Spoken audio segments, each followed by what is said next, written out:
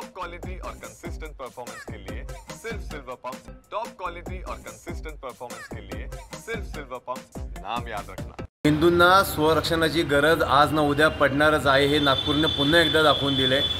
हिंदू महासंघ आधीपासून सांगतोय की प्रत्येक शहरात प्रत्येक जिल्ह्यात असे लहान आणि मोठे नागपूर घडणार आहेत। हिंदूंनी आत्मरक्षणाची गरज करत असताना हिंदूंनी जिहादी आणि अतिरेकी मात्र बनू नये अशी हिंदू महासंघाची ठाम भूमिका आहे।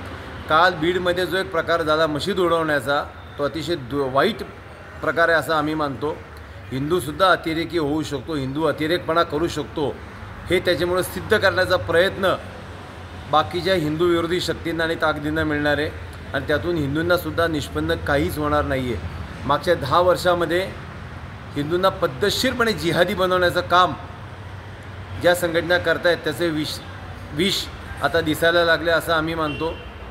25 वर्षाआधीचा अफगाणिस्तानमधला, इराणमधला, इराकमधला, पाकिस्तानमधला युवक जी भाषा बोलत होता तो आज आमचा युवक बोलतोय। तो सुद्धा हळूहळू अतिरेकवादाकडे गेला आहे। देशाच्या सुरक्षिततेसाठी आणि देशाच्या समृद्धीसाठी हा प्रकार चांगला नाही आहे असं आम्ही मानतो।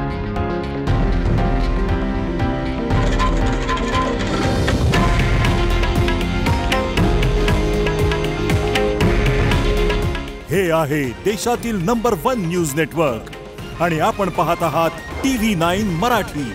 काळजी तुमची, हित महाराष्ट्राचं।